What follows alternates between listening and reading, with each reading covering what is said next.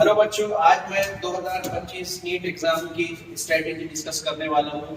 हमको नहीं मालूम कि पेपर की नोयत कैसी होने वाली है, लेकिन मान लो कि पेपर अगर डिफिकल्ट है, कुछ क्वेश्चंस हमको नहीं आते हैं, तो फिर हमने क्या करना है। सबसे पहले ये बात मालूम होना जरूरी है बेटा कि हमको 3 घंटे का पूरा 100% इस्तेमाल करना है। ऐसा गड़बड़ नहीं करना है कि टाइम बहुत कम है, टाइम बहुत कम है। जरूरी नहीं है कि हर सवाल हम सॉल्व ही करें। कुछ क्वेश्चन ऐसे भी हो सकते हैं जो हमें ना जमते हो।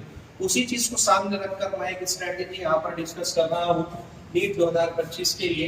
देखो यहाँ पर कॉलम है 100%, जिस जो क्वेश्चंस के लिए आप श्योर है उसके लिए मैंने कुछ यहाँ पर लिया, जिसमें 50-50% रिस्क है, वो क्वेश्चन की लिस्ट भी आपको बनाना है। जैसे फॉर एग्जांपल बायोलॉजी की बात करते हैं, मान के चलो 90 क्वेश्चन से आपको 85 क्वेश्चन ऐसे हैं जो 100% अच्छे से आते हैं, तो आपने वो 5 क्वेश्चन को फिलहाल हाथ नहीं लगाना है, ये 85 क्वेश्चन अच्छे से कर लेना है। उसके बाद ये क्वेश्चंस को छोड़ना है। पहले केमिस्ट्री के जो क्वेश्चंस तुमको 100% श्योर है जिसमें आप वो क्वेश्चंस करना है। मान के चलो 35 क्वेश्चंस आपको 100% अच्छे से आते हैं, तो वो 35 करने के बाद रिमेनिंग जो 10 क्वेश्चन है वो छोड़ के डायरेक्टली फिजिक्स पे आ गए।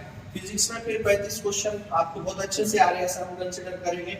10 क्वेश्चन आपको नहीं जम रहे, लेंदी था, मुश्किल था पेपर वगैरह, तो आपने 35 क्वेश्चंस करे। अगर आप 100% गारंटी के साथ अगर इस तरीके से करते हैं तो ये 85 के 340 मार्क्स होते हैं, 35 के 140 और फिर 140, ऐसा 620 आपका एक्सेल स्कोर यहाँ पर हो जाता है।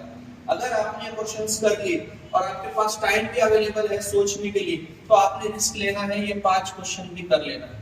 5 क्वेश्चन में से मान के चलो कि आपके जो है 3 सही आए और 2 गलत आए, तो ये 3 के आपको टोटल 12 मार्क्स मिलेंगे और ये माइनस हो जाएंगे 2 मार्क्स ये गलत आने की वजह से, तो 10 मार्क्स वैसे भी आपको मिल जाएंगे यहाँ पर एक 5 क्वेश्चन में, तो ये 350 हो जाएंगे उस कंडीशन में।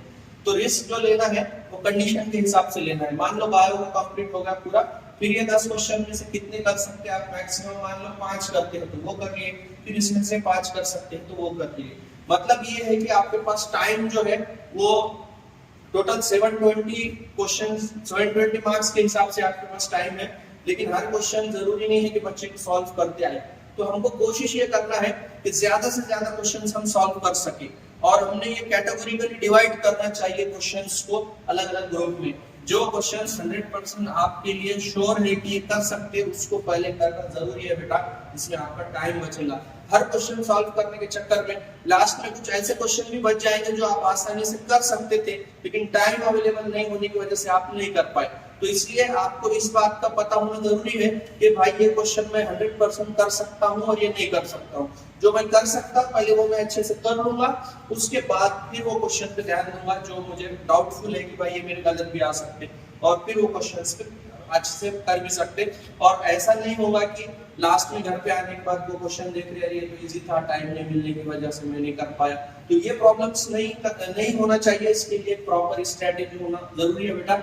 ये देखिए, ये मैंने टेबल बनाया, उसमें पूरी चीजें हैं। अटेम्प्ट, ये जो क्वेश्चंस है उसके लिए मैंने लिखा attempt carefully if time is available, बाकी रिमेनिंग तो ये करना ही है। तो इसका एक स्क्रीनशॉट लीजिए और इसको समझने की कोशिश कीजिए। अगर ये आपको समझ में आए या फिर आपको इसमें कुछ स्ट्रेटेजिकली और कुछ इंप्रूव करना है, तो आपके हिसाब से आप एग्जाम में अप्लाई कर सकते हैं। होप यही उम्मीद करते हैं कि आपका आने वाला पेपर बहुत अच्छा जाएगा, और इसी के साथ ये वीडियो कंप्लीट करते हैं।